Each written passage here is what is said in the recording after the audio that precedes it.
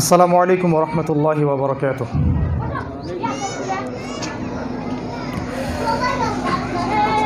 আসসালামু আলাইকুম ওয়া রাহমাতুল্লাহ। ইন্নাল হামদালিল্লাহ নাহমাদুহু ওয়া নাস্তাঈনুহু মান ইয়াহদিহিল্লাহু ফালা মুদিল্লা লাহু ওয়া মান ইউদ্লিল ফালা হাদিয়া লাহু ওয়া নাশহাদু আন লা ইলাহা ইল্লাল্লাহ ওয়াহদাহু লা শারীকা লাহু ونشهد أن محمدًا عبده ورسوله أما بعد فقد قال الله تعالى في كلامه المجيد والفرقانه الحميد بعد أعوذ بالله من الشيطان الرجيم ونزلنا عليك الكتاب تبيانا لكل شيء وهدى ورحمة وبشرى للمسلمين وقال رسول الله صلى الله عليه وسلم القرآن حجة لك أو عليك وهو يقول إن الله يرفع بهذا الكتاب أقواما ويضع به الآخرين رواه مسلم। আলহামদুলিল্লাহ, যাবতীয় প্রশংসা এবং গুণগান একমাত্র মহিয়ান ও গরিয়ান আল্লাহ সুবহানাহু ওয়া তাআলার জন্যে, যে আল্লাহ সুবহানাহু ওয়া তাআলা আজকে আমাদেরকে একটা দিনী মজলিসে উপস্থিত হওয়ার তৌফিক দান করেছেন। সকলেই বলি আলহামদুলিল্লাহ। দরুদ এবং সালাত বর্ষিত হোক মহান আল্লাহ প্রেরিত সর্বশেষ এবং চূড়ান্ত নবী, মানবতার মুক্তির দূত মুহাম্মদুর রাসূলুল্লাহ সাল্লাল্লাহু আলাইহি ওয়াসাল্লামের প্রতি। আমরা হৃদয়ের অন্তঃস্থল থেকে দরুদ পাঠ করি, বলি আল্লাহুম্মা সাল্লি আলা মুহাম্মদ, আল্লাহুম্মা বারিক আলা মুহাম্মদ। ভাই সামান্য বেজ দিবেন। আপনারা সবাই কেমন আছেন? দীর্ঘ সময় ধরে আপনারা আলোচনা শুনছেন, সকাল থেকে অপেক্ষা করছেন, বসে আছেন। আপনারা কি অনেক ক্ষুধার্ত? আপনাদের হাতে কি সময় আছে আলোচনা শোনার? আলহামদুলিল্লাহ। আমি অনুরোধ করব, যারা আলোচনায় উপস্থিত আছি, আমার শ্রদ্ধেয় মুরব্বী কেরাম, যুবক ভাইরা এবং মা বোনেরা, আলোচনা চলাকালীন একটু ধৈর্য সহকারে বসবো ইনশাআল্লাহ। আপোষে কথাবার্তা না বলে, মোবাইল ফোনগুলো সাইলেন্ট রেখে, হৃদয়ের অন্তরের কান দিয়ে কথাগুলোকে শোনার, বোঝার এবং আমল করার চেষ্টা করবো ইনশাআল্লাহ। আল্লাহ পাক তৌফিক দান করুন, আল্লাহুম্মা আমিন। রব্বি ইশরাহ লি সাদরি ওয়া ইয়াসসির লি আমরি ওয়াহলুল উকদাতাম মিন লিসানি ইয়াফকাহু কওলি। সম্মানিত উপস্থিতি, আজকের এই সংক্ষিপ্ত আলোচনার আমার টপিক হচ্ছে মহাবিশ্বের মহাবিস্ময় মহাগ্রন্থ আল কোরআন। এই বিষয়ের উপরে খুব সংক্ষিপ্ত আকারে আপনাদের সামনে কিছু মৌলিক কথা পেশ করার চেষ্টা করব ইনশাআল্লাহ। ওয়া মা তৌফিকি ইল্লা বিল্লাহ আলাইহি তাওয়াক্কালতু ওয়া ইলাইহি উনীব। আমি আলোচনা শুরু করতে চাই পবিত্র কোরআনের একটি আয়াত থেকে। আল্লাহ পাক সূরাতুন নাহল এর 89 নম্বর আয়াতে বলেছেন, ওয়া নাযালনা আলাইকাল কিতাব তিবয়ানান লিকুল্লি শাই। আল্লাহ পাক তার নবীকে বলছেন, হে নবী, আমি আপনার প্রতি এমন একটা কিতাব নাজিল করেছি যে বইটা তিবিয়ানান লিকুল্লি শাই, প্রত্যেকটা বিষয়ের ব্যাখ্যা। আমি আপনার প্রতি এমন একটা কিতাব নাজিল করেছি, অর্থাৎ আল কোরআন, যেটা প্রত্যেকটা বিষয়ের ব্যাখ্যা। ওয়াহুদান, এবং এটা হচ্ছে হেদায়েত। ওয়া রহমাতান, এবং এটা হচ্ছে দয়া, অনুগ্রহ। ওয়া বুশরা লিল মুসলিমিন, এবং এই বইটা হচ্ছে সুসংবাদ। বুশরা কাদের জন্যে? লিল মুসলিমিন, মুসলিমদের জন্যে। আল্লাহ পাক কোরআনকে বলেছেন প্রত্যেক বিষয়ের ব্যাখ্যা, হেদায়েত, রহমত, সুসংবাদ মুসলিমদের জন্যে। আপনারা সবাই জানেন মুসলিম কাকে বলে? যে ব্যক্তি তার ইচ্ছাকে আল্লাহর সামনে সমর্পণ করে, যা নিজস্ব কোনো ব্যক্তি স্বাধীনতা নাই। যে ব্যক্তি একজন দাস, মনিবের আদেশ মানতে সে 24 ঘন্টা বাধ্য। আদেশে সে ডানেও যেতে পারবে না, বামেও যেতে পারবে না। এবং প্রতিটা আমল যে রাসূলুল্লাহ সাল্লাল্লাহু আলাইহি ওয়াসাল্লামের সুন্নাহ অনুযায়ী করবে, এই উম্মতের জন্য মুসলিমের সংজ্ঞা এটাই। আল্লাহ পাক সূরা কাহাফের মধ্যেও বলেছেন একই কথা, আয়াত নম্বর 54। আল্লাহ পাক বলেছেন, ওয়ালাকাদ সাররাফনা ফি হাযাল কুরআনি লিন-নাস মিন কুল্লি মাসাল। আল্লাহ পাক বলছেন, আমি এই কিতাবের মধ্যে, অর্থাৎ কোরআনের মধ্যে, মানব জাতির জন্য প্রত্যেকটা বিষয় ব্যাখ্যা করেছি, বিস্তারিত ব্যাখ্যা করেছি। ওয়া কানাল ইনসান আকসারা শাইইন জাদালা, কিন্তু মানুষ বেশিরভাগ বিষয়ে বিতর্ক করতে বেশি পছন্দ করে। আল্লাহ পাক এই কিতাবের শুরুতেই বলেছেন আলিফ লাম মিম যালিকাল কিতাব লা রাইবা ফি, এটা এমন একটা বই যে বইয়ের মধ্যে কোনো সন্দেহ নাই, এবং এই বইটা মুত্তাকিদের জন্য হেদায়াত। মুত্তাকি কারা? আল্লাহ পাক তার সংজ্ঞাও দিয়েছেন, যারা গায়েবে বিশ্বাস করে, সালাত কায়েম করে, নবী সাল্লাল্লাহু আলাইহি ওয়াসাল্লামের প্রতি ইত্তেবা রাখে এবং তার পূর্ববর্তী সমস্ত কিতাবের প্রতি বিশ্বাস রাখে। আল্লাহ পাক এই বইয়ে কোনো সন্দেহ নাই বলে শুধু চুপ থাকেননি। একই সূরার আপনি যদি 23 নম্বর আয়াতটা পড়েন সূরা বাকারার, আপনি দেখবেন আল্লাহ পাক চ্যালেঞ্জ ছুড়ে দিয়েছেন। আল্লাহ পাক বলেছেন ওয়া ইন কুনতুম ফি রাইবিন মিম্মা নাযালনা আলা আবদিনা ফাতু বিসূরাতিন মিন মিথলি, আমি আমার বান্দার প্রতি যে বই নাজিল করেছি এই কিতাব নিয়ে তোমাদের যদি কোনো সন্দেহ থেকে থাকে, যাররা পরিমাণ সন্দেহ থাকে, ফাতু বিসূরাতিন মিন মিথলি, তাহলে কোরআনের মতো একটা সূরা নিয়ে এসে দেখাও। ওয়াদউ শুহাদাকুম মিন দুনিল্লাহ ইন কুনতুম সাদিকিন, আল্লাহকে বাদ দিয়ে তোমাদের যত সাক্ষী আছে, যত জিন এবং মানুষ, সবাইকে একত্রিত করো করে কোরআনের মতো একটা সূরা নিয়ে এসে দেখাও, ইন কুনতুম সাদিকিন, যদি তোমরা সত্যবাদী হয়ে থাকো। চ্যালেঞ্জ। অন্য আয়াতে আল্লাহ পাক বলেছেন একটা আয়াত নিয়ে এসে দেখাও, সূরা তো অনেক দূরের কথা। ওয়া ইল্লাম তাফআলু, কিন্তু তোমরা যদি এটা করতে না পারো, ওয়ালান তাফআলু, কোশ্চিন কালেও সেটা তোমরা পারবে না, ফাত্তাকুন নার আল্লাতী ওয়াকুদুহা আন-নাস ওয়াল হিজার, তাহলে সেই আগুনকে ভয় করো যে আগুনের ইন্ধন হবে মানুষ এবং পাথর। উইদ্দাত লিল কাফিরিন, যেটা কাফেরদের জন্য প্রস্তুত করা আছে। এই কয়েকটা আয়াত বলার উদ্দেশ্য হচ্ছে এই, আল্লাহ পাকের বক্তব্য খুব সহজ সরল সাবলীল। আল্লাহ বলেছেন এই কিতাবে আপনি প্রত্যেকটা বিষয়ের ব্যাখ্যা পাবেন। আপনার ইবাদত বন্দেগীর ব্যাখ্যা আপনি কোরআনে পাবেন। আপনি অর্থনীতি কেমন করে চালাবেন, আপনি কোরআনে হেদায়েত পাবেন। আপনি কেমন করে ব্যবসা করবেন, কেমন করে চাকরি করবেন, কেমন করে পরিবার চালাবেন, কেমন করে একটা শিক্ষা প্রতিষ্ঠান চালাবেন, কেমন করে সন্তানকে মানুষ করবেন, কেমন করে সমাজের নেতৃত্ব দিবেন, কেমন করে অর্থনৈতিক ব্যবস্থাকে প্রবর্তন করবেন, ইভেন কেমন করে আপনি বিশ্ব রাষ্ট্র শাসন করবেন, সবগুলোর হেদায়েত কি কোরআনে নাই? এই কথাটা এখন সবাই মানতে চায় না, যদিও মানে মুখে মুখে মানে, হৃদয় থেকে মানে না। আপনাদেরকে একটা ছোট্ট গল্প বলি।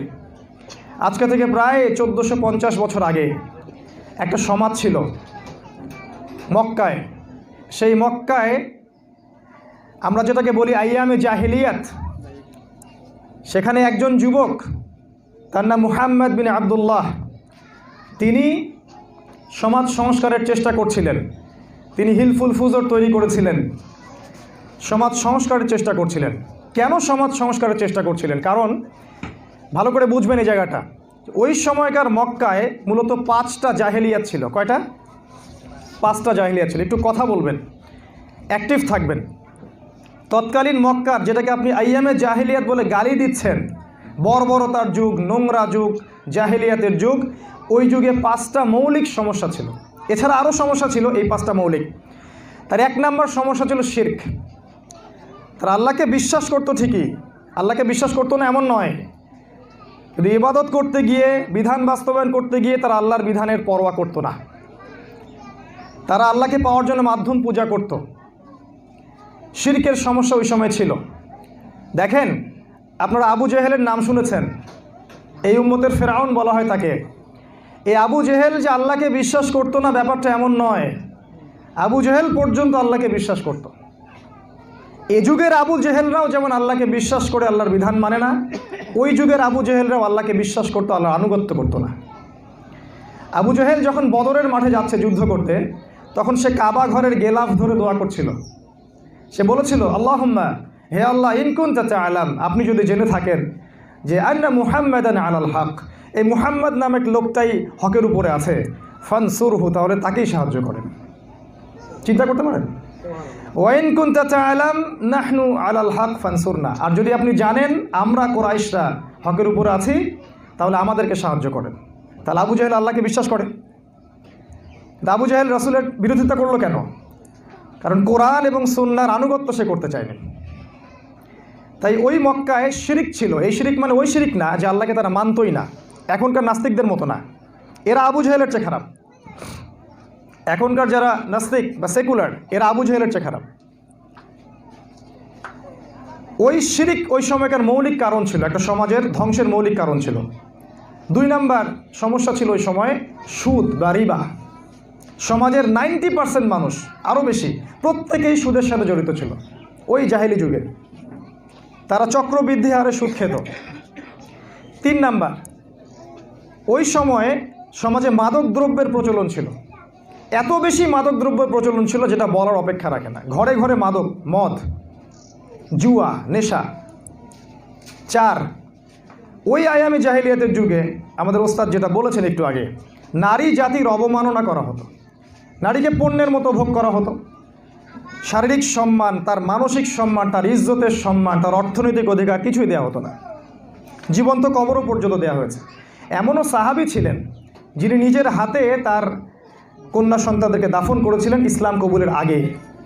যখন ইসলাম কবুল করছেন তখন নবীজিকে বলছেন, ইয়া রাসূলুল্লাহ সাল্লাল্লাহু আলাইহি ওয়াসাল্লাম, আমি যে আমার 8টা মেয়েকে গুনে গুনে আমি যে মাটিতে দাফন করেছি, এই পাপের কি ক্ষমা হবে? নবী সাল্লাল্লাহু আলাইহি ওয়াসাল্লাম বলছেন, তার চোখ দিয়ে দরদর করে পানি পড়ছে, তিনি বলছেন, আফালা তাআলাম, তুমি কি জানো না, আল ইসলামু ইয়াহদিমু মান কানা ক্বাবলা, ইসলাম তার আগের সমস্ত পাপকে মাফ করে দেয়। আল্লাহ পাক তোমার পাপ মাফ করে দেবে ইনশাআল্লাহ। তিনি বললেন, তাহলে আমি কি করতে পারি ইয়া রাসূলুল্লাহ? তিনি বললেন, তুমি বেশি বেশি আল্লাহর জন্য কুরবানি করো, স্যাক্রিফাইস করো, কুরবানি করো। এই যে নারীর অবমাননা, এটা আইএমএ জাহিলিয়াতের একটা খাসলত, স্বভাব। এটা 4 নাম্বার। 5 হচ্ছে গোত্রীয় দ্বন্দ্ব। ছোট ছোট কারণে এই গোত্রীয় দ্বন্দ্ব সৃষ্টি হতো। বনু মাখজুমের সাথে বনু হাশেমের, এই বনু আদির সাথে অন্য একটা গোত্রের, এক কথায় তারা গোত্রীয় দ্বন্দ্বে লিপ্ত ছিল। একটা ছোট্ট কারণে দীর্ঘ 40 বছর, 50 বছর, 70 বছর তারা যুদ্ধ করেছে। এবার আপনার দৃষ্টি আকর্ষণ করছি আমি, দেখেন, এরকম একটা জাহিলি যুগে আল্লাহ পাক মুহাম্মদ সাল্লাল্লাহু আলাইহি ওয়াসাল্লামকে পাঠালেন এবং তিনি মক্কায় থাকলেন 13 বছর, মদিনায় প্রায় 10 বছর। এই হলো মোট 23 বছর। মক্কায় নাজিল হলো প্রায় 86টা সূরা, মাদানী জীবনে নাজিল হলো প্রায় 28টা সূরা। এই কোরআনের 114টা সূরা 23 বছরে নাজিল হলো। বিভিন্ন ঘটনার প্রেক্ষাপটে বিভিন্ন আয়াত নাজিল হয়েছে, বিভিন্ন সূরা নাজিল হয়েছে। সাহাবীরা একদম নিখুঁতভাবে সেগুলোর বাস্তবায়ন করেছেন। এবার 23 বছর পরের মক্কারটা দিকে আপনি তাকান একবার। 23 বছরের পরের মক্কার দিকে তাকান, দেখবেন সেখানে কোনো শিরিক নাই। আছে? আছে? কোনো রিবা, কোনো সুদ নাই। আছে? কোনো নারীর অবমাননা করা হয়? কোনো মদ খায় কেউ, মাদকদ্রব্য খায়? কোনো গোত্রীয় হানাহানি আছে? কিচ্ছু নাই। এই 23 বছরে আসলে রাসূল সাল্লাল্লাহু আলাইহি ওয়াসাল্লাম কি কোনো জাদু করলেন? কি করলেন এই 23 বছর? তিনি এবং সাহাবায়ে কেরাম মাত্র একটা কাজ করেছেন, একটা কাজ। সেটা হলো এই যে আমাদের আল কোরআন, মহাবিশ্বের এই মহাবিশ্বয়ে মহাগ্রন্থ আল কোরআন, আল্লাহ পাকের কালাম, আল্লাহর মুখের কথা, এর যে মৌলিক অধিকারগুলো আছে, এর যে হকগুলো আছে, এগুলো একটা একটা করে সমাজে বাস্তবায়ন করেছেন, একটা একটা করে। আজকে আমি আপনাদেরকে জানাবো ইনশাআল্লাহ যে আল কোরআনের মৌলিক অধিকারটা কোথায়। একটু যদি আপনি বিবেক থাকে, আপনি চিন্তা করলে বুঝতে পারবেন। ওই যে 5টা সমস্যার কথা আমি বললাম, ওই যে আইয়ামে জাহিলিয়াতের শিরক ওই যুগেও ছিল, এ যুগেও আছে। সবখানেই শিরক আছে। শুধু হিন্দু, খ্রিস্টান, মুশরিক, বৌদ্ধরা শিরিক করে তা নয়, মুসলিমরাও কালেমা পড়ে শিরিক করে। মুসলিমরাও কবরে সেজদা দেয়, মাজারে মান্নত করে, মুসলিমরাও তাবিজ ঝুলায়, মুসলিমরাও আল্লাহ বিরোধী আইন করে, মুসলিমরাই করে। ইহুদি খ্রিস্টানরা ওদের কথা বাদ দেন, মুসলিমরাই করে। সবাই আমরা মনে করি যে শুধু আল্লাহকে বাদ দিয়ে অন্য কাউকে সেজদা করলে শিরক হয়, মাজারে মান্নত করলে শিরক হয়, ইত্যাদি অনেকগুলো শিরক হয়। আমরা এটা জানি না যে কেউ যদি আল্লাহর হালালকে হারাম করে আর আল্লাহর হারামকে কেউ হালাল করে, এটা শিরকে আকবার। দলিল সূরা তাওবার মধ্যে আছে। আজকে সব বলার টাইম পাবো না, সময় শর্ট।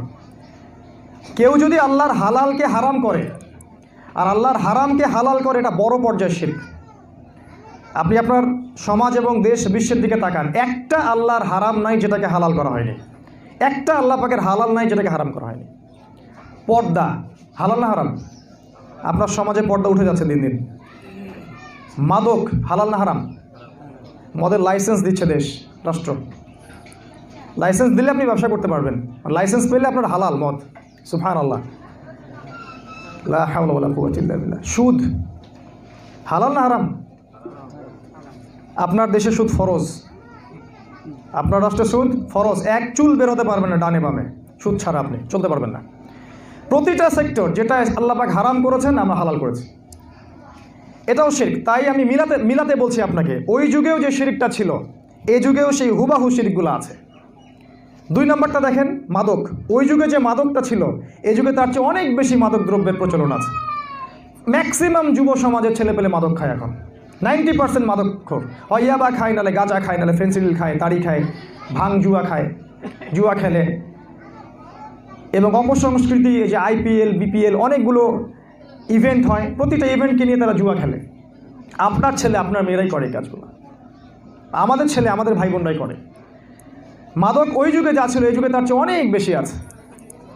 3 নম্বর, সুদ। ওই যুগে সুদ ভিত্তিক অর্থনীতি ছিল, এই যুগের দিকে তাকান, প্রত্যেক পদে পদে আপনি সুদ পাবেন। আমি বহু লেকচারে বলেছি যে সুদ যে ব্যক্তি খায়, 1 দিরহাম সুদ যে ব্যক্তি খায় সে যেন 36টা মেয়েকে ধর্ষণ করল। কথা বুঝতে পারেন নাই? 36টা মেয়ের সাথে জেনা করা যে পাপ, 1 দিরহাম সুদ খাওয়া সেই পরিমাণ পাপ। দিরহাম কি এটা আপনাকে কোনো আলেম হয়তো বলে নাই, আজকে আমি বলছি আপনাকে। দিরহাম হচ্ছে ইসলামের কারেন্সি, কাগজের টাকা ইসলামের কারেন্সি না, ইলেকট্রনিক মানি ইসলামের কারেন্সি না। ইসলামের কারেন্সি এমন জিনিস যেটার ইন্টেন্সিক ভ্যালু আছে, মানে যেটার অন্তর্নিহিত মূল্য আছে। একটা সোনার কয়েন আজকে রেখে দেন, 100 বছর পরে ওর মূল্য কমে যাবে না, যাবে, বরং বাড়বে। আজকে 10,000 টাকা আপনি ব্যাংক রেখে দেন বাসায়, 10 বছর পর 10,000 টাকা বের করবেন, ওর মূল্য 10,000 টাকা থাকবে না, মূল্য কমে যাবে। আপনার সম্পদ, আপনার শ্রমটাকে ওরা চুরি করে নিল, আপনি টের পালেন না। আর এগুলো নিয়ে আমাদের আলেমুল আমাদের কথা কম, কারণ আমরা তো আবার ইখতিলাফি বিষয়গুলো নিয়ে বেশি মারামারিতে ব্যস্ত আছি। এই একটা পলিসি দিয়ে, সুদভিত্তিক অর্থনীতি, কাগজের টাকা, ইলেকট্রনিক মানি, এইটা দিয়ে পুরো বিশ্বের সম্পদ তারা লুটে নিচ্ছে। কারা লুটে নিচ্ছে? ওই যে পশ্চিমা সভ্যতার ইহুদি খ্রিস্টান শ্রেণী, ওরা যারা জেরুজালেম দখল করেছে, যারা সিরিয়ায় আমাদের ভাইদেরকে মারছে, যারা আফগানিস্তানে আমাদের ভাইদেরকে মেরেছে, যারা এই পাকিস্তানের কাশ্মীরে, ইন্ডিয়ার কাশ্মীরে, এই যে এদিকের লিবিয়া, লেবানন, জর্ডান, চীনের উইঘুরে, প্রতিটা জায়গায় যারা মুসলিমদেরকে টার্গেট করে করে হত্যা করছে, এরাই এই কাজগুলো করেছে। আপনার সম্পদ তারা লুটে নিয়েছে, টের পান নেই আপনি। তো এই সুদভিত্তিক অর্থনীতি নিয়ে অনেক দিন বলেছি আমি, আজকে বলবো না বেশি কথা, শুধু এতটুকু বলছি, 1 দিরহাম যে ব্যক্তি সুদ খাবে সে 36টা মেয়েকে সাথে জেনা করলো। যে ব্যক্তি সুদ খায় সে যেন তার মায়ের সাথে জেনা করে, নাউযুবিল্লাহ।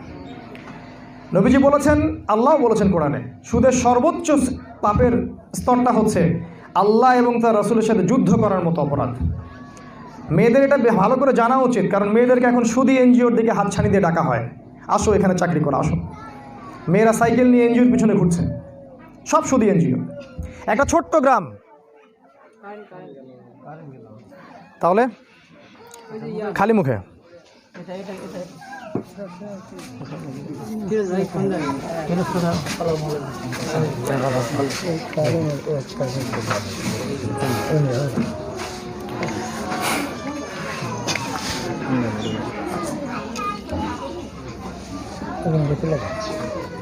The Bluetooth device is ready to pair.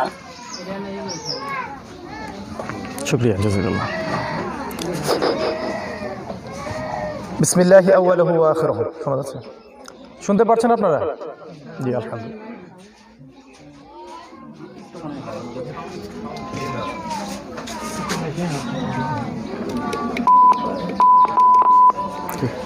জি,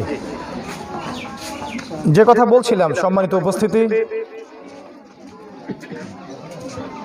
আল্লাহর রাসূল মুহাম্মদ সাল্লাল্লাহু আলাইহি ওয়াসাল্লাম বলেছেন, যে ব্যক্তি সুদ খায় তার সবচেয়ে নিম্ন স্তরের পাপ হচ্ছে সে তার মায়ের সাথে জেনা করে, এবং সর্বোচ্চ স্তরের পাপ আল্লাহ এবং তার রাসূলের সাথে যুদ্ধ ঘোষণা করার মতো অপরাধ।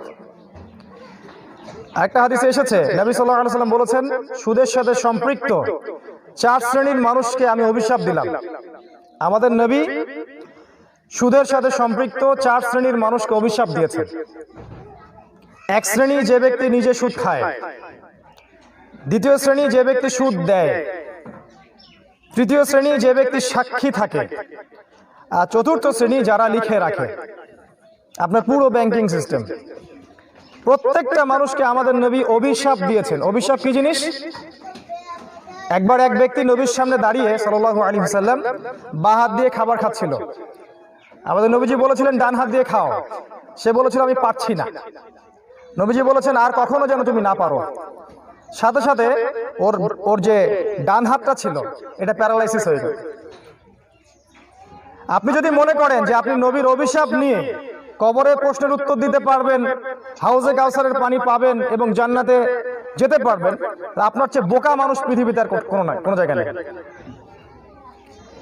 এই যে তৎকালীন সময়ের অপরাধ, সুদ ভিত্তিক অর্থনীতি, এটা ওই সময় ছিল, এই সময় আছে। শিরক ওই সময় ছিল, এই সময় আছে।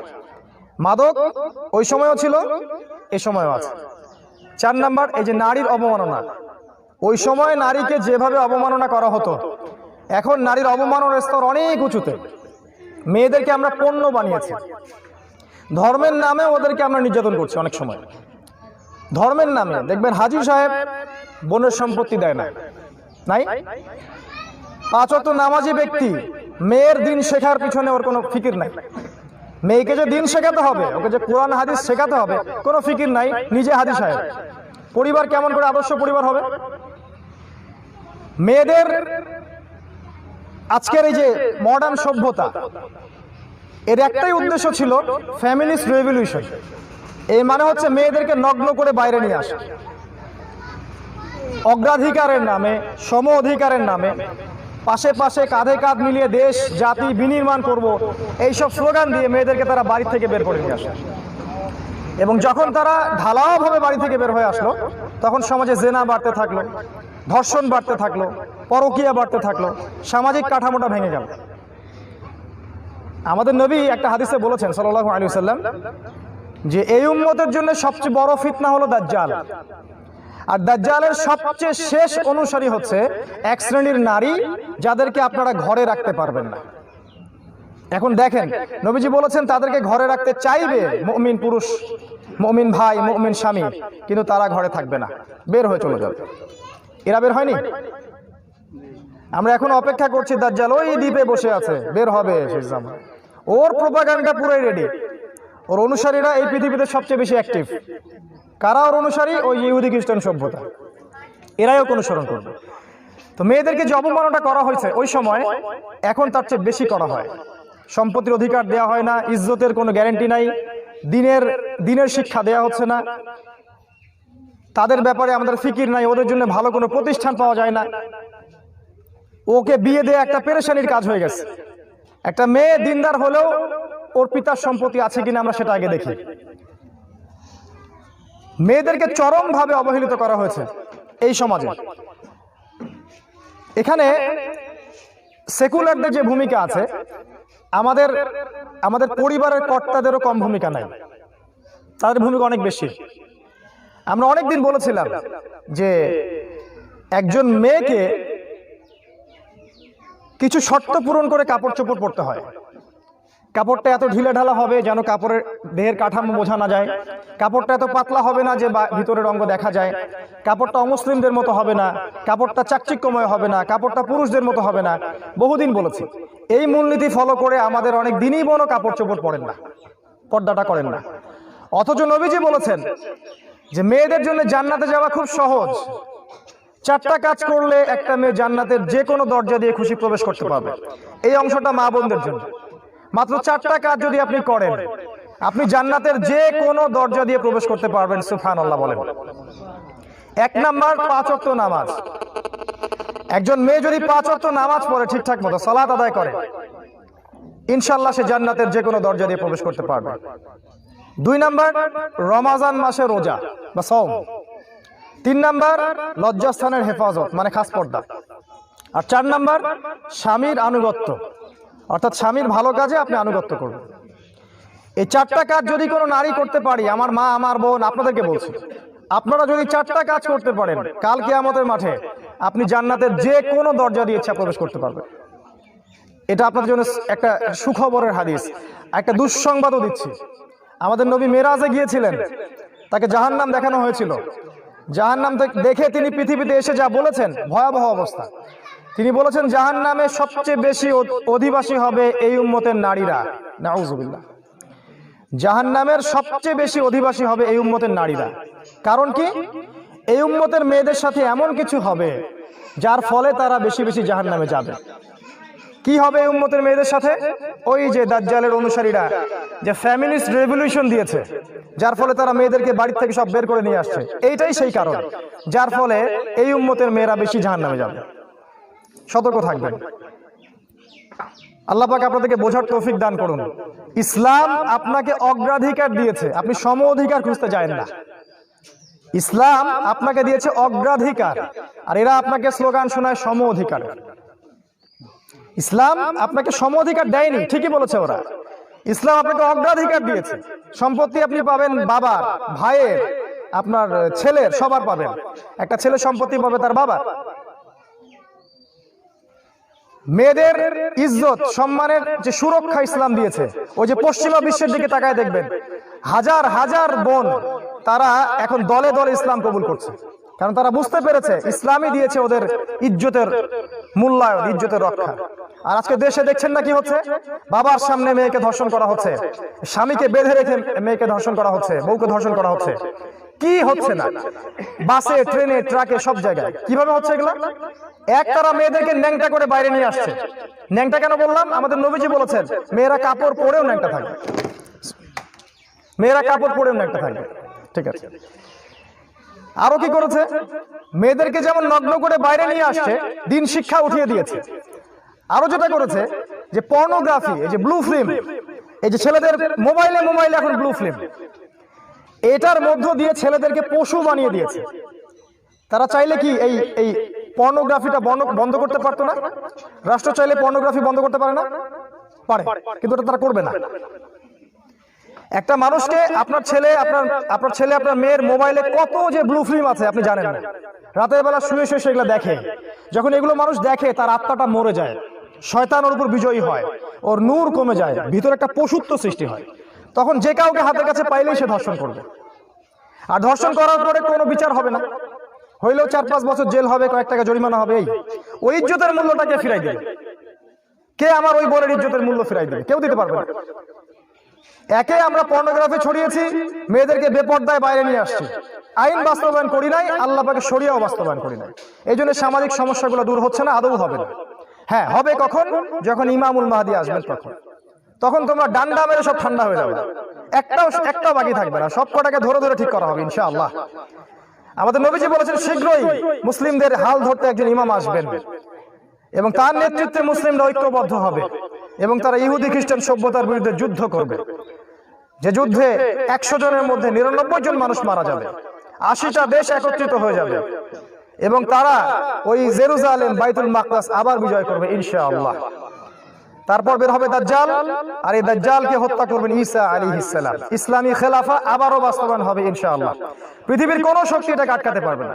তোমরা যা ইচ্ছা তাই করে নাও, যত মুসলিমকে মারো, ইসলামকে মিটানোর সব ষড়যন্ত্র করে দাও, কোনো লাভ হবে না। আল্লাহর ওয়াদা সত্য, তার নবীর ওয়াদা সত্য। এই খেলাফার সামনে বাস্তবায়ন হতে যাচ্ছে, প্রতিটা আইন ইসলামের বাস্তবায়ন হবে ইনশাআল্লাহ। আমাদের নবীজি বলেছেন সমাজে কোনো জুলুম থাকবে না, কোনো পাপাচার থাকবে না, কোনো বেহায়াপনা থাকবে না। বাঘে মহিষে এক ঘাটে পানি খাবে, কেউ কারো উপর জুলুম করবে না। ইসলামী প্রতিটা বিধান আবারও বাস্তবায়ন হতে যাচ্ছে সামনে। মাঝখানে খালি একটু সময় বাকি, একটু সবর করেন, একটু কষ্ট করেন, এইটুক সময় ইমানকে ধরে রাখেন। নবীজি বলেছেন শেষ জামানায় মানুষ সকালে মুমিন থাকবে, বিকালে কাফের হয়ে যাবে, বিকালে কাফের থাকবে, সকালে মুমিন হবে।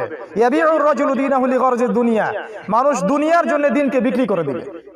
ওই সময় দুই শ্রেণীর মানুষ সফল হবে। এক শ্রেণী যারা এই সমাজের ফিতনা থেকে অনেক দূরে চলে যাবে, পাহাড়ি এলাকায় গিয়ে থাকবে, গরু ছাগল বকরি এগুলো পালবে, আলাদা কমিউনিটি করে থাকবে, এরা সফল। আর এক শ্রেণী মানুষ ফিতনা মুক্ত থাকবে, যারা আল্লাহর পথে জান মাল ব্যয় করে জিহাদের জন্য ঘোড়ার লাগাম ধরে থাকবে। যখনই আল্লাহর পথে কোনো কাজের বা দাওয়াতের বা জিহাদের অপশন থাকবে তারা বের হয়ে যাবে। এই দুই শ্রেণীর মানুষ সফল, আর কেউ সফল না শেষ জামানায়। সবাই ফিতনার মধ্যে আছে। আপনি জানেন না যে আপনি দাজ্জালের ফিতনার মধ্যে পড়ে আছেন, বুঝতে পারেননি আপনি। যেটা বলছিলাম যে ওই নারীর অবমাননা ওই যুগেও যেমন ছিল, এই যুগে তার চেয়ে অনেক বেশি আছে। এটা বোঝার জন্য আপনার পিএইচডি করার দরকার নাই, মিডিয়ার দিকে দেখেন, দেখবেন নগ্নতা, বর্বরতা, অশ্লীলতার ছয়লাভ। একটা স্যান্ডো গেঞ্জি কিনবেন, একটা মেয়েকে ন্যাংটা করে দাঁড় করে রাখছে, দেখেন কি? একটা আন্ডারপ্যান্ট কিনবেন, দেখেন একটা মেয়েকে ওই যে ভিতরের জামা পরে দাঁড় করে রাখছে। এটা কি নারীর সম্মান? মার্কেটে যাবেন, দেখবেন মেয়েদের নগ্ন কার্টুন, পুতুল এরা মার্কেটে দিয়ে রাখছে। এটা কি নারীর সম্মান দেওয়া হচ্ছে? সম্মান কি জিনিস আপনাদেরকে বলি। আমার মা যখন আমার সামনে বসবে, আমার মায়ের দিকে আমার তাকানোর দৃষ্টিটা কেমন হবে? লোভনীয় দৃষ্টি, মানে হিংস্র কোনো দৃষ্টি হবে না? সম্মান, রেসপেক্ট, ভালোবাসার দৃষ্টি, মমতার দৃষ্টি হবে। আমার বোনের দিকে আপনি যখন তাকান, আপনার বোনের দিকে আপনি যখন তাকান, হিংস্র দৃষ্টি দিয়ে তাকান, লোলুপ দৃষ্টি দিয়ে তাকান? তাকাবেন না। আপনার স্ত্রীর দিকে যখন তাকান, মহব্বতের দৃষ্টিতে তাকান, তাই না?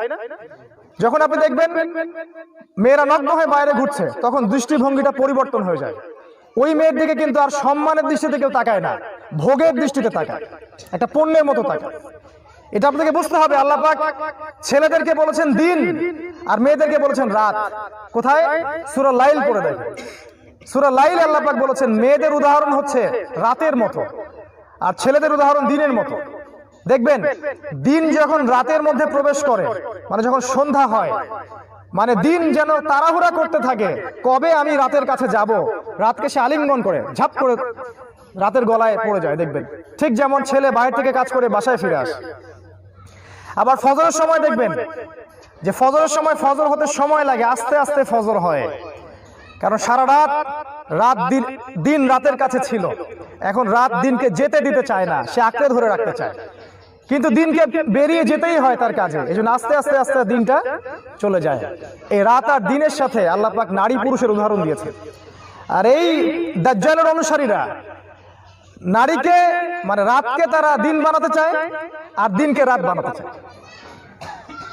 নারী এই যে রাতের উপমা, একে দিনের জায়গায় নিয়ে আসছে, আর যে ছেলেদেরকে নিয়ে গেছে রাতের জায়গায়। আল্লাহ পাক বোঝার তৌফিক দান করুন। একটা কথা মনে রাখবেন, ইসলাম একমাত্র রিলিজন, একমাত্র জীবন ব্যবস্থা যা আপনার ব্যক্তিগত ইজ্জতের, অর্থনৈতিক, সামাজিক, পারিবারিক প্রত্যেকটা সম্মান, মর্যাদা আপনাকে পুঙ্খানুপুঙ্খ রূপে দিয়েছে। অন্য কোনো ধর্ম এটা আপনাকে দিবে না। যারা এর বিপক্ষে কথা বলে এরা হয় জাহেল, না হলে ফাসেক, না হলে জালেম, না হলে মুশরিক, না হলে মুনাফিক। এরা দিনের মিসকিন। এই সমস্যাটা ওই সময় ছিল, এই সময় আছে। আরেকটা সমস্যা, ওই সময় যে গোত্রীয় দ্বন্দ্ব ছিল, এখন এইটা দেখবেন সামাজিক দ্বন্দ্ব, রাজনৈতিক দ্বন্দ্ব, বৈশ্বিক দ্বন্দ্বের রূপ নিয়েছে। বিশ্বের যেদিকে তাকাবেন খালি দ্বন্দ্ব আর দ্বন্দ্ব। আমেরিকার সাথে চায়নার দ্বন্দ্ব, আমেরিকার সাথে রাশিয়ার দ্বন্দ্ব, ইন্ডিয়ার সাথে চায়নার দ্বন্দ্ব, পাকিস্তানের সাথে ইন্ডিয়ার দ্বন্দ্ব, দেখবেন ন্যাটোর সাথে মুসলিমদের দ্বন্দ্ব। এক কথা সারা বিশ্বে ফাসাদ। ওই যে ফেরেশতারা বলেছিলেন যেটা, মানুষকে সৃষ্টি করার কি দরকার? ওরা পৃথিবীতে গিয়ে দুইটা কাজ করবে, রক্তপাত ঘটাবে আর ফাসাদ সৃষ্টি করবে। পৃথিবীতে মানুষ এখন এই দুইটা কাজই করে, হয় রক্তপাত ঘটায়, না হলে ফাসাদ সৃষ্টি করে।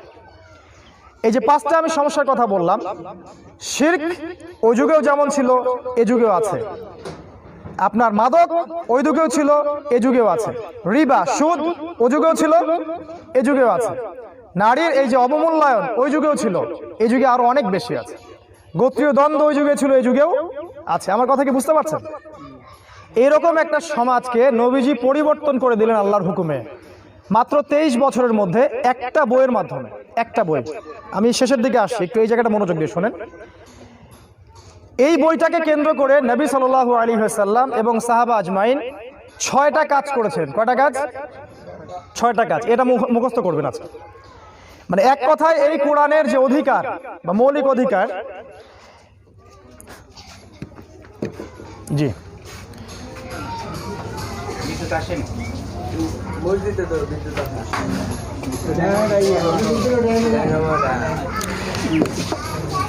জি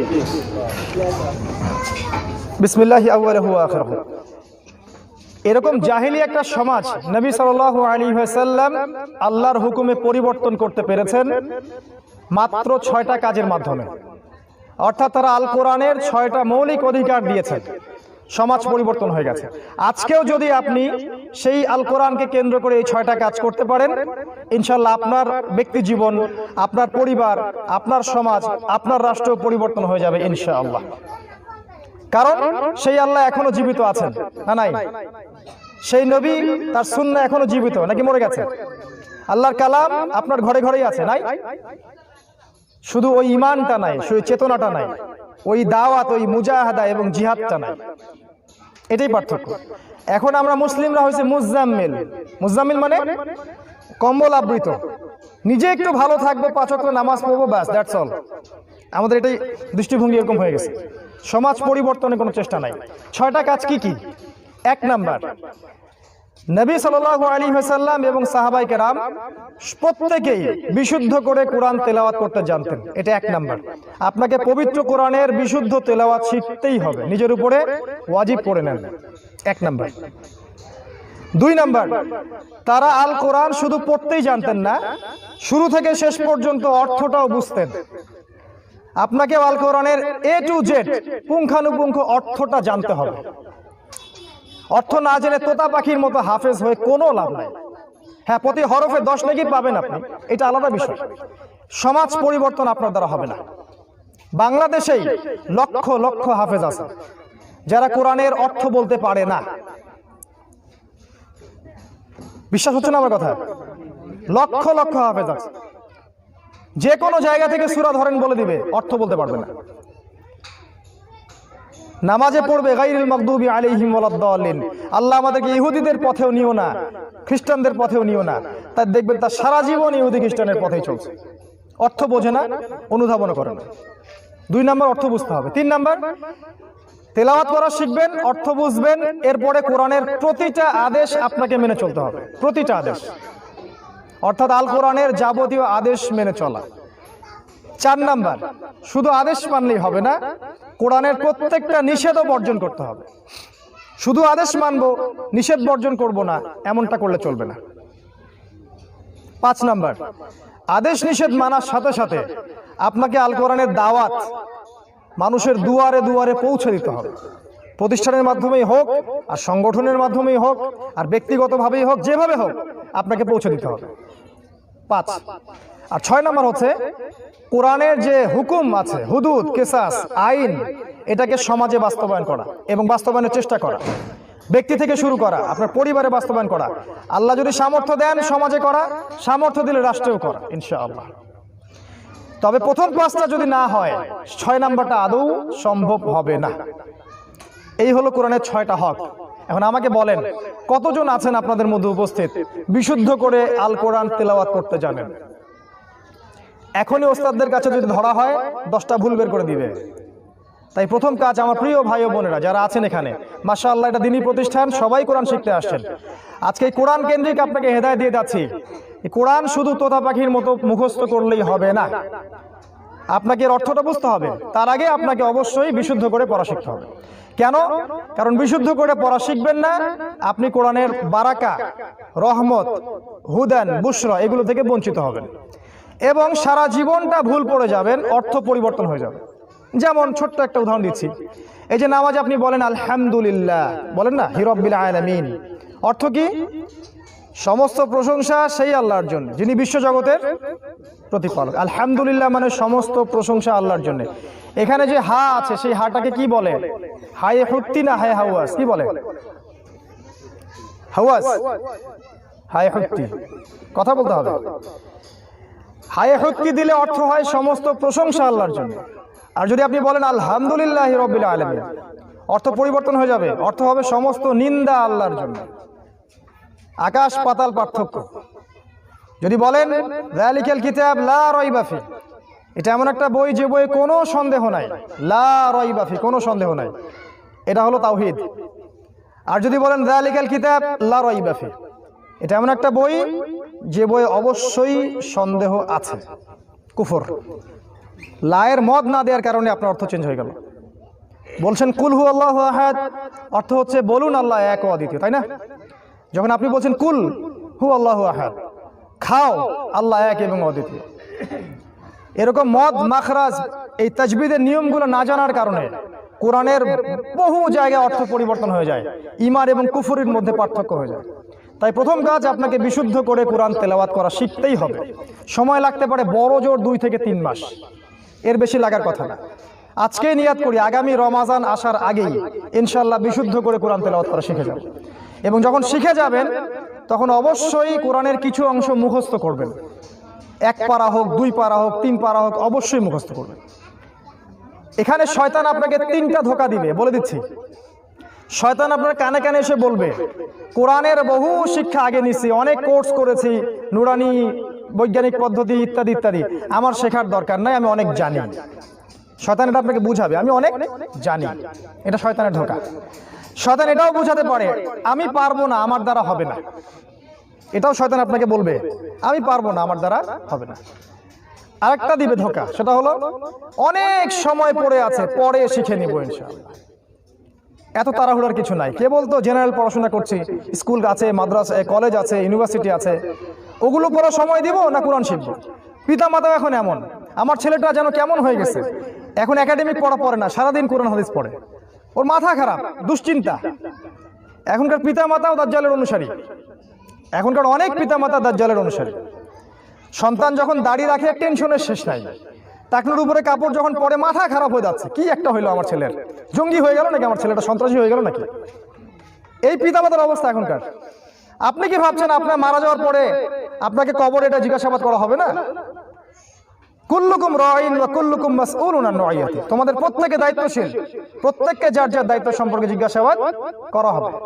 সন্তান আপনার নিজের নয়, এটা আল্লাহর আমানত, এটা ব্যাপারে আপনাকে জিজ্ঞাসাবাদ করা হবে। আজকে আপনি দুনিয়ার শিক্ষার পিছনে ছুটছেন, যে শিক্ষা আপনাকে অন্ধ করে দিবে। আমরা বলছি না ডাক্তার ইঞ্জিনিয়ার হওয়া উচিত না, এটা আমরা বলিনি। বলছি শেকড়টা হতে হবে কোরআন সুন্নাহ ভিত্তিক। কোরআন সুন্নাহ ভিত্তিক শেকড় নাই, আপনি অন্ধ ডাক্তার, অন্ধ ইঞ্জিনিয়ার, যে আল্লাহকে চেনে না, রাসূলকে চেনে না, কোরআনকে চেনে না।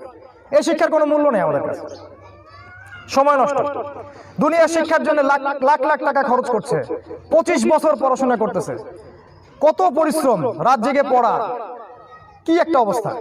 এই 25 বছরে ওকে 25টা সূরা কেউ শিখাইলো না, 25টা হাদিস তাকে কেউ শিখালো না, 25 জন সাহাবীর নাম সে বলতে পারে না, নবীজির দ্বিতীয় স্ত্রীর নাম বলতে পারে না, তার সিরা কখনো পড়লো না।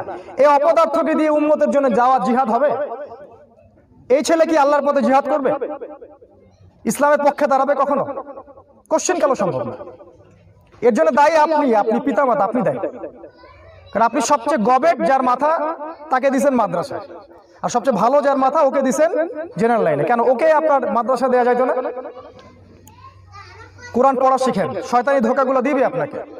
অনেক ফজিলত পাবেন, অনেক ফজিলত, প্রতি হরফে 10 নেকি পাবেন কোরআন পড়লে। আমার নাসিহা হচ্ছে কমপক্ষে বছরে একটা করে খতম দেওয়ার চেষ্টা করবেন। আপনি অর্থ বোঝেন চাই নাই বোঝেন, অর্থ বোঝেন বা নাই বোঝেন, তেলাওয়াত করেন প্রতিদিন আধা ঘন্টা করে কমপক্ষে। কি হবে? আপনার জীবনে বরকত নেমে আসবে, আপনার সময়ে বরকত হবে, রিজিকে বরকত হবে, হায়াতে বরকত হবে। দেখবেন আপনি অনুভব করবেন আপনি শান্তির মধ্যে আছেন, প্রশান্তির মধ্যে আছেন। প্রতি হরফে 10 নেকি পাবেন। এই কোরআন আপনার পক্ষে সাক্ষী দিবে, এই কোরআন আপনার পক্ষে সাক্ষী দিবে। আল্লাহ রাসূল বলেছেন, আল কোরআন হুজ্জাতুন লাকা ওয়া আলাইক, কোরআন হয় তোমার পক্ষে সাক্ষী অথবা বিপক্ষে সাক্ষী।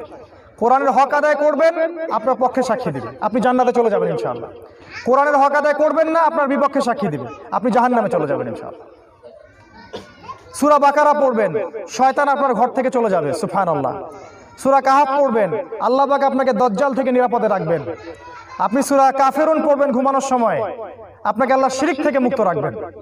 আপনি সূরা ফালাক নাস ইখলাস পড়বেন সকাল সন্ধ্যায়, দৃশ্য অদৃশ্যের সব ক্ষতি থেকে আল্লাহ পাক আপনাকে হেফাজত করবেন। আয়াতুল কুরসি পড়বেন প্রত্যেক ফরজ নামাজের পর, জান্নাতে যাওয়ার জন্য খালি মৃত্যু বাধা, মরে গেলেই সে জান্নাতে চলে যাবে ইনশাআল্লাহ।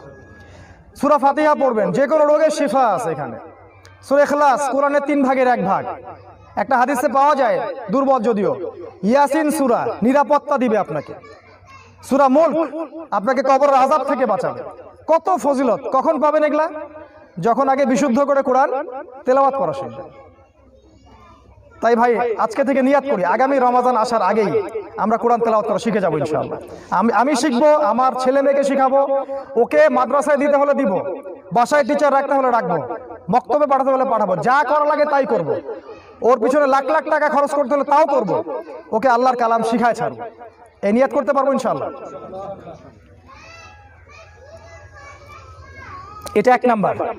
আমি বলছিলাম বছরে একটা করে খতম দেওয়ার চেষ্টা করেন, না পারেন আরো যদি বেশি পারেন 6 মাসে খতম দেন, আরো বেশি পারেন 3 মাসে খতম দেন, আর সবচেয়ে ভালো হয় 1 মাসে একটা খতম দিতে পারলে। এর দলিল ওই যে জিবরাইল আলাইহিস সালাম আসতেন, নবীজিকে 1 মাসে কোরআন তেলাওয়াত করে শোনাতেন, তিনিও রিপিট করতেন।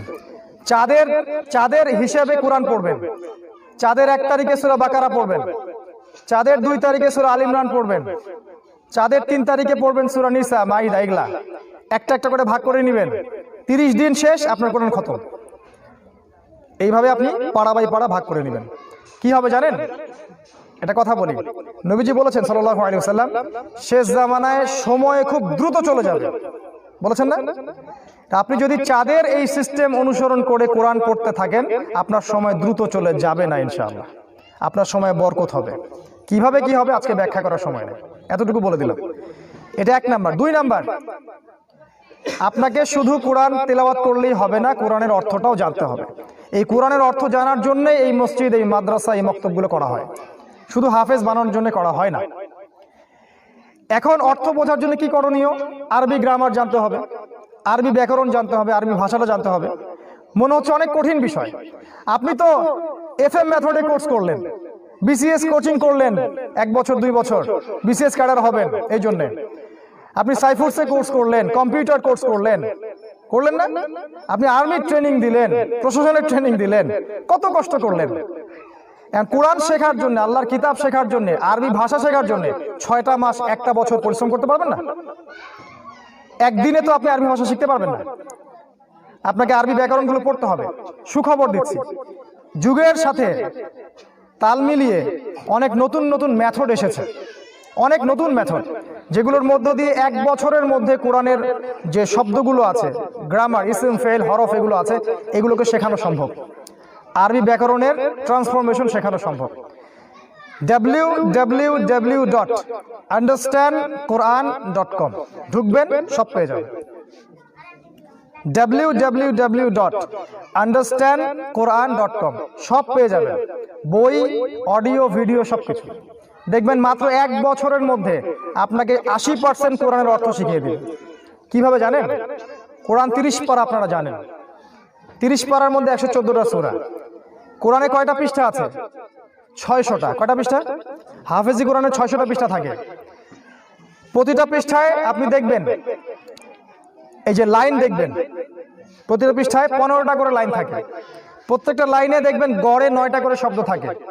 কোরআনের পুরো কোরআন হিসাব করলে দেখা যায় যে 77,800টা শব্দ আছে। আর মজার ব্যাপার, এই 77,800টা শব্দ মাত্র 4,500টা শব্দ থেকে বের হয়েছে। কথা বুঝতে পারছেন?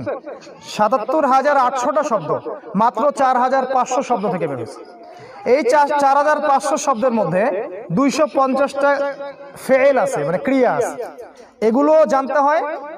এর সাথে সিলসিলাতুল আফআল জানলে আপনি 50% কোরআন অনুবাদ করতে পারবেন। আমার কাছে এমনও শীট আছে যে 135টা শব্দ কোরআনের মুখস্থ করবেন। এই শব্দগুলা কোরআনে 28,000 বার এসেছে, 28,000 বার একই শব্দ বারবার ঘুরে ঘুরে আসছে। এই যে সূরা ফাতিহা আপনি পড়েন, সূরা ফাতিহায় যে শব্দগুলো আছে এগুলা কোরআনে 7,800 বার রিপিট করা হয়েছে। সুবহানাল্লাহ। আল্লাহ পাক এই জন্যই বলেছেন, ওয়ালাকাদ ইয়াসসারনাল কুরআনা লিযিকরি ফাহাল মিন মুদ্দাকির, নিশ্চয়ই আমি কোরআনকে বোঝার জন্য সহজ করে দিয়েছি। ফাহাল মিন মুদ্দাকির, কেউ কি আছো উপদেশ গ্রহণ করবে? অর্থ না বুঝলে কি হবে? আপনি কোরআনকে উপলব্ধি করতে পারবেন না, কোরআন আপনার জীবনকে পরিবর্তন করবে না। কোরআন পড়ছে তারপরও সুদ খাচ্ছে, কোরআন পড়ছে ঘুষ খাচ্ছে, প্রতিদিন তাহাজ্জুদের নামাজ পড়ে এবং সকালে উঠে কোরআন তেলাওয়াত করে, এই সমস্ত মন্ত্রী মিনিস্টার দুর্নীতির মধ্যে আছে, নাই? কোরআন পড়ছে, মানুষের হক মেরে খাচ্ছে, জমি লুট করতেছে, সম্পদ লুট করতেছে, মানুষকে তার প্রাপ্য অধিকার দিচ্ছে না, মানুষের উপর জুলুম করতেছে। কেন? কারণ কোরআনের অর্থ না বোঝার কারণে তার হৃদয়ের মধ্যে কোরআন প্রবেশ করে নাই। আর সাহাবায়ে কেরাম এবং রাসূল সাল্লাল্লাহু আলাইহি ওয়াসাল্লাম কোরআনকে যেভাবে বুঝতেন, আমাদের নবী তার সামনে একদিন সাহাবীকে বললেন, আব্দুল্লাহ ইবনে মাসউদ রাদিয়াল্লাহু আনহুকে, একটু কোরআন তেলাওয়াত করো, আমি শুনি। তিনি কোরআন তেলাওয়াত করতে থাকলেন সূরা নিসা। এক পর্যায়ে রাসূল বললেন, থামো থামো থামো, যথেষ্ট হয়েছে। তিনি তাকিয়ে দেখলেন নবীজির চোখ দিয়ে দরদর করে পানি পড়ছে। আমাদের নবীজি যখন রাত্রেবেলা কোরআন তেলাওয়াত করতেন, তিনি এমন ভাবে কাঁদতেন যেন ভিতর থেকে ডেকচির মতো শব্দ হতো, দুক দুক করে। ওমর রাদিয়াল্লাহু আনহু যাচ্ছেন নবীকে হত্যা করবেন, যাচ্ছেন না, রাস্তায় শুনলেন বোন আর ভগ্নিপতি ইসলাম কবুল করেছে, ছুটলেন বোনের বাসায়, সেখানে গিয়ে দেখলেন সূরা তাহা তেলাওয়াত হচ্ছে।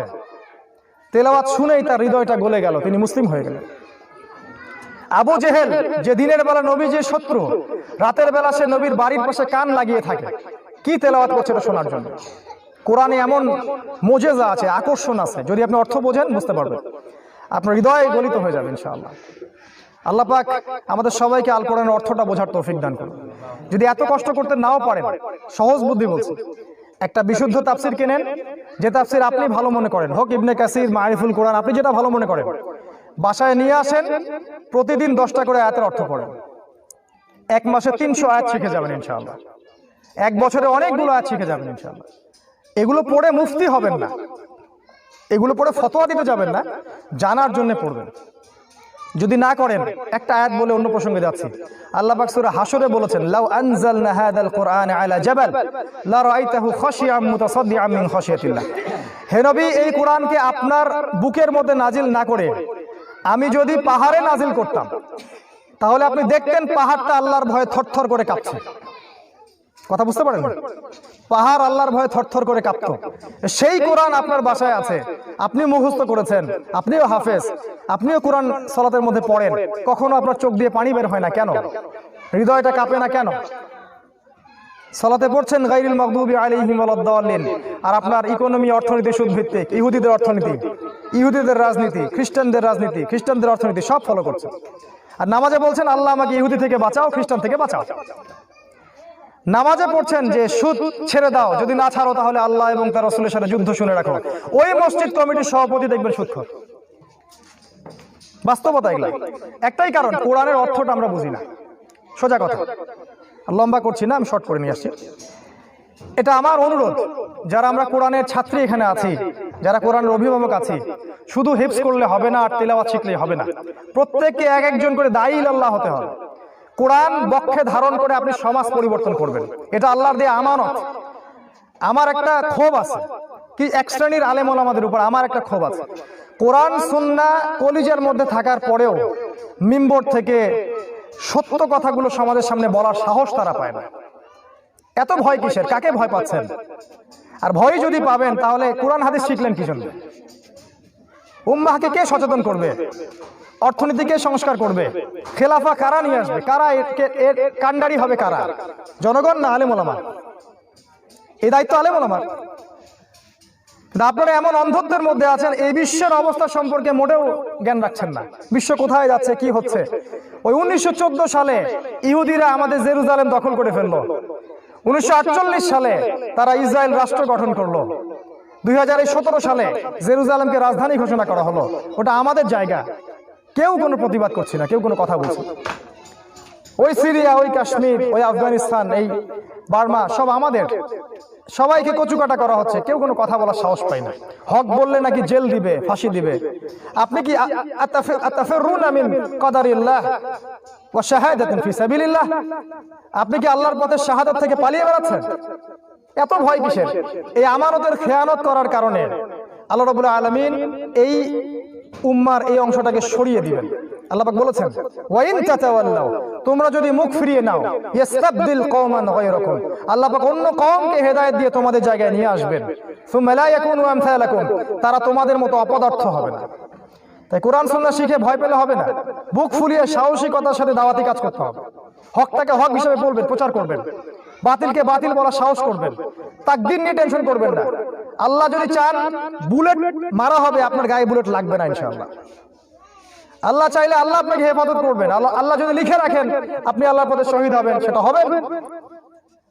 তো কোরআন সুন্নাহ শিখে এই ভীরুতা কাপুরুষতা ত্যাগ করার জন্য নসিহত আমার থাকে সব সময়। সাহসিকতার সাথে মিম্বর থেকে হক কথাগুলো বলতে হবে। অর্থ বুঝে অনুধাবন করে গবেষণা করবেন। কোরআন শুধু তোতা পাখির মতো মুখস্থ করলে হবে না, অর্থ বুঝবেন, গবেষণা করবেন, প্রচার করবেন, প্রসার করবেন। আল্লাহ পাক তৌফিক দান করুন, আল্লাহুম্মা আমিন। 3 নাম্বার, একটু ধৈর্য ধরেন। আমি জানি আপনারা ক্ষুধার্ত, আল্লাহর জন্য একটু সবর করেন, 10টা মিনিট। আমাদের 3 নাম্বার হক হচ্ছে কোরআনের সমস্ত আদেশ মেনে চলা। যেমন কয়েকটা উদাহরণ দিচ্ছি। সবচেয়ে বড় আদেশ হচ্ছে তাওহীদ। আল্লাহ পাকের তাওহীদ প্রতিষ্ঠা করতে হবে ব্যক্তি জীবনে, পরিবারে, সমাজে, আপনার ক্ষেত্রের মধ্যে। তারপরে সালাত, 5 ওয়াক্ত সালাত ঠিকঠাক মতো জামাতের সাথে পড়তে হবে। নবীজি শেষ ওসিয়ত, আমাদের নবীজি মারা যাচ্ছেন, ইন্তেকাল করছেন, একটা কথা বলে যাচ্ছেন, আস-সালাত আস-সালাত। আর এই সালাতে দেখেন কয়জন মুসল্লি আজকে নামাজ পড়ে, দাবি করে সবাই মুসলিম। ফজরের নামাজে গিয়ে দেখেন কয়টা মুসল্লি নামাজে আসে, দেখেন মসজিদে গিয়ে। আপনার ছেলে নামাজ পড়ে না, 10 বছর বয়স হয়ে গেছে, কিছুই বলেন না আপনি। এই ছেলে আপনার সুসন্তান হবে না। আপনি মারা গেলে এই ছেলে আপনার জন্য দোয়া করবে না, ভাড়া করে হুজুর নিয়ে আসবে দোয়া করাতে। আপনি জানোয়ার মানুষ করছেন, সচেতন হয়ে যান, সতর্ক হয়ে যান। আপনাকে কঠোর হতে হবে পরিবারের ব্যাপারে। সালাত, যাকাত দিতে হবে, আদেশ। যাকাত দিবেন না, ইসলামী অর্থনীতি চলবে না। ইসলামী অর্থনীতির বেসিক ফান্ডামেন্টাল হচ্ছে যাকাত। যে সমাজে যাকাত আছে সে সমাজে দারিদ্রতা থাকে না। এই সাবকন্টিনেন্টে দারিদ্রতা যাবে না, কারণ এখানে যাকাত ভিত্তিক অর্থনীতি নাই। এর জায়গায় চলে আসছে সুদ। বাংলাদেশে এমন কোটি কোটি মানুষ আছে, কোটি মনে হয় বেশি বললাম, লক্ষ লক্ষ মানুষ আছে যাদের একজনের যাকাতের টাকায় একটা গ্রাম চালানো সম্ভব। কত রাঘব বোয়াল যে আছে উপরে, কোটি কোটি টাকা পাচার করে দিচ্ছে দেশের বাইরে। এদের যাকাতে আসবে কোটি কোটি টাকা, যেটা দিয়ে একটা গ্রামের সমস্ত সমস্যা সমাধান করা সম্ভব। যাকাত দিচ্ছি না, যাকাত ভিত্তিক অর্থনীতি আমরা প্রতিষ্ঠা করিনি। কোরআনের আদেশ মানতে হয়, আদেশ মানি না জন্য সমস্যাটা হয়। যাকাত ফরজ হলে যাকাত দিয়ে দিবেন, ওসর হলে ওসর দিয়ে দিবেন, সামর্থ্য থাকলে হজ করবেন, সওম রাখবেন, যত আদেশ আছে, পিতামাতার খেদমত করা, হাসি মুখে ভাইয়ের সাথে কথা বলা, স্ত্রীর হক আদায় করা, পরিবারের হক আদায় করা, দিন শিক্ষা করা, আল্লাহর পথে দাওয়াত দেয়া, জিহাদ করা, সব আদেশ আপনাকে ফলো করতে হবে। শুধু অর্থ বুঝলেই হবে না, আদেশও মেনে চলতে হবে। 4, আদেশ মানার সাথে সাথে নিষেধও বর্জন করতে হবে। শুধু আদেশ মানবেন, নিষেধ বর্জন করবেন না, এমনটা করলে হবে না। যেমন নামাজ পড়ে সুদ ছাড়তে পারে না, রোজা রাখে ঘুষ ছাড়তে পারে না, দেখবেন বছর বছর হজ ওমরা করে না, বোনের সম্পত্তি দেয় না, মানুষের সম্পদ লুটপুটে খায়, দুর্নীতি ছাড়তে পারে না। আমাদের দেশের মূল সমস্যা কি জানেন? এই বাংলাদেশের মূল সমস্যা দুর্নীতি, একটাই মূল সমস্যা। খেলাফত নাই সেটা পড়ে, এই দেশের মূল সমস্যা দুর্নীতি। এত মানুষ আছে দুর্নীতিগ্রস্ত, উপর থেকে নিচ পর্যন্ত সব চোর আর চোর, চোর আর চোর। গভর্নমেন্ট বিল করে দিবে 1 কোটি টাকার প্রজেক্ট, ওই 1 কোটি টাকার প্রজেক্ট আপনার কাছে আস্তে আস্তে চলে আসবে 1 লাখ টাকায়। মাঝখানে টাকা নাই, সব গায়েব। মিথ্যা কথা বললাম? এ টাকা কোথায় যায়?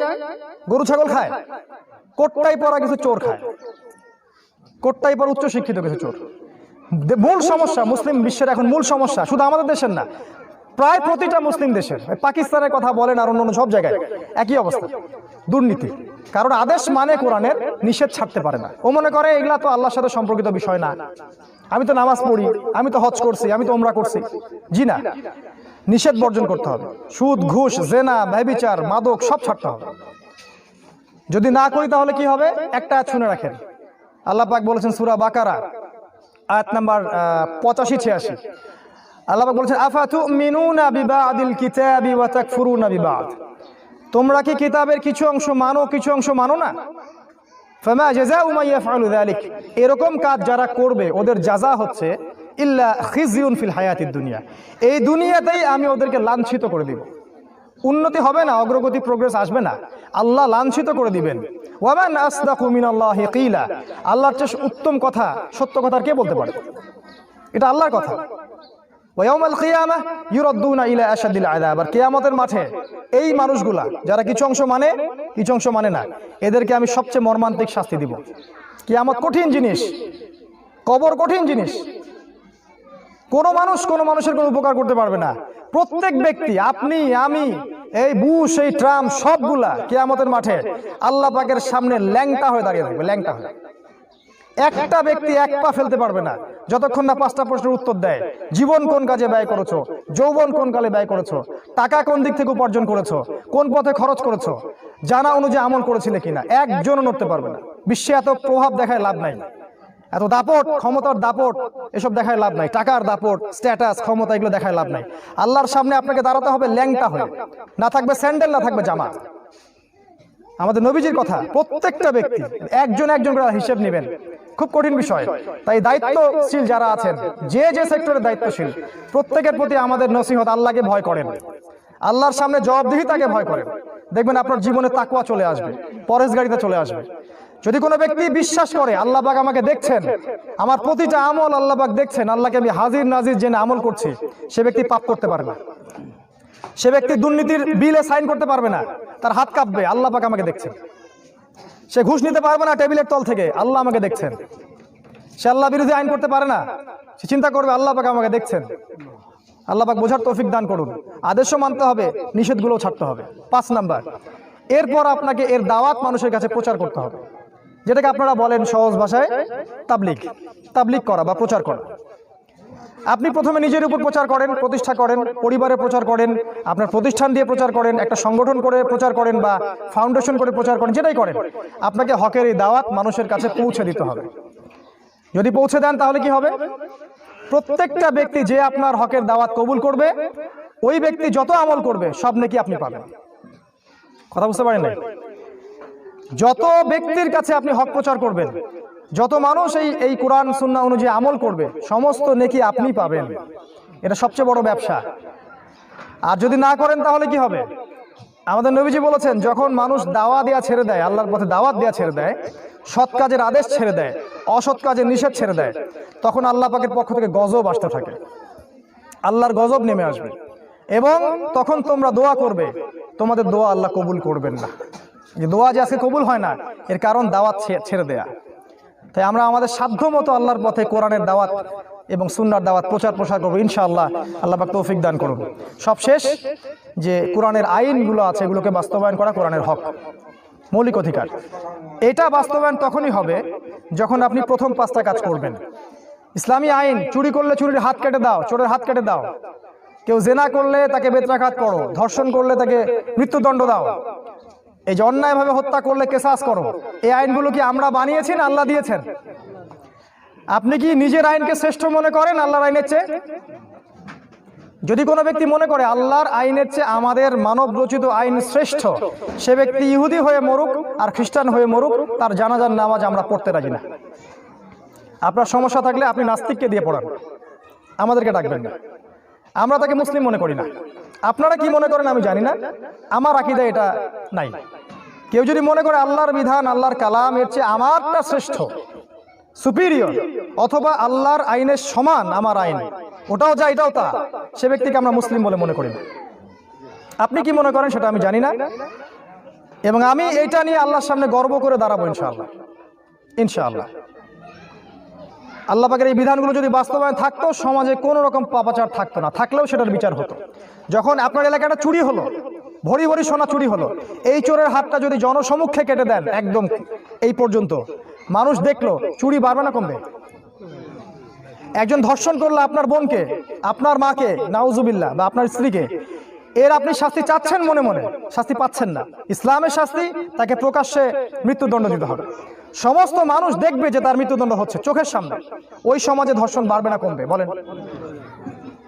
আল্লাহ আমাদের বুঝ দান করুক। আমাদের নবীজি বলেছেন কিয়ামতের আগে জ্ঞান উঠে যাবে, বুঝ উঠে যাবে, জাহেলিয়াত প্রতিষ্ঠিত হবে। এই যে বুঝ উঠে গেছে, মানুষকে বোঝানো যায় না এগুলা, যেগুলো উপকারী, ইসলামে কোরআনের আইন যে উপকারী, বোঝানো যায় না। আল্লাহ পাক আমাদের সবাইকে আল কোরআনের বিধান বাস্তবায়নের জন্য জান, মাল, সময়, শ্রম ব্যয় করার তৌফিক দান করুন। আজকে আর লম্বা করছি না, আপনারা আলোচনা দীর্ঘ সময় ধরে শুনলেন ধৈর্য সহকারে। আমার হৃদয় থেকে আপনাদের জন্য দোয়া থাকবে, আল্লাহ পাক আপনাদের প্রত্যেককে কোরআনের এই 6টা হক আদায় করার তৌফিক দান করুন।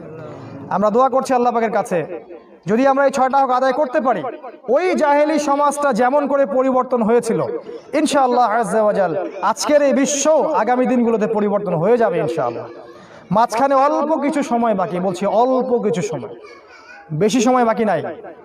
একটার পর একটা ফিতনা সামনে আসতে থাকবে, সামনে বড় বড় যুদ্ধগুলো হবে, সামনে মহামারী আসবে, আরো দুর্ভিক্ষ আসবে, সামনে পারমাণবিক যুদ্ধ আসবে, আকাশ ধোঁয়ায় ছেয়ে যাবে, সামনে পৃথিবীর 3 ভাগের 1 ভাগ মানুষ মারা যাবে, 1 ভাগ মানুষ যুদ্ধে নিহত হয়ে যাবে, পৃথিবীটা সংকীর্ণ হয়ে আসবে।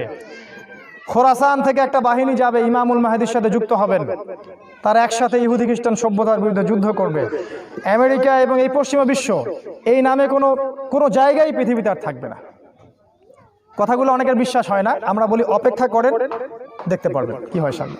সময় কম সামনে, আল্লাহ ভালো জানেন এগুলো কত বছরের মধ্যে হবে। আমাদের অনুমান সর্বোচ্চ 20-30-40 বছর, আমাদের অনুমান। আল্লাহ আল্লাহু আ'লাম বিস-সাওয়াব। এইটুক সময় হয়তো বাকি আছে আমাদের সামনে। অতএব আল্লাহ পাক যেন আমাদের কোরআনের এই বিষয়গুলোকে সমাজে প্রতিষ্ঠা করার তৌফিক দান করেন।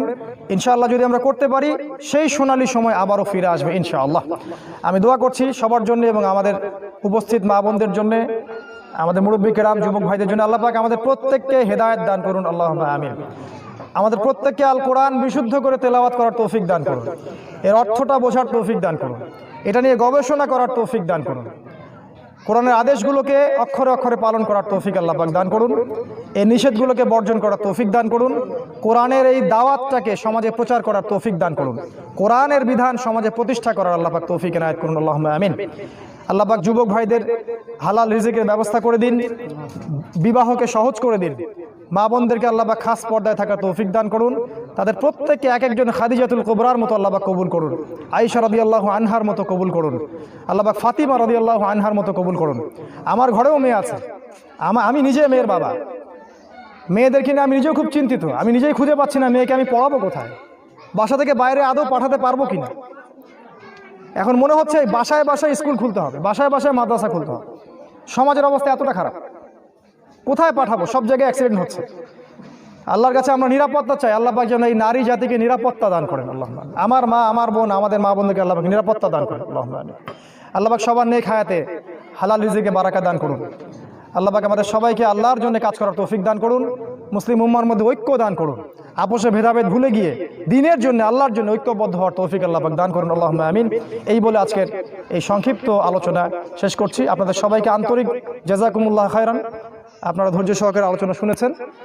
যারা কষ্ট করে আয়োজন করেছেন, এত কষ্ট করেছেন, আমাদের মেহমানদারি করিয়েছেন, সবার জন্য আমরা দোয়া করছি আল্লাহ পাক আপনাদেরকে দুনিয়া এবং আখিরাতে জাযায়ে খায়র দান করুন, আল্লাহুম্মা আমিন। সুবহানাকা আল্লাহুম্মা বিহামদিকা আশহাদু আল্লা ইলাহা ইল্লা আনতা আস্তাগফিরুকা ওয়া আতুবু ইলাইক। আসসালামু আলাইকুম ওয়া রাহমাতুল্লাহি ওয়া বারাকাতুহু।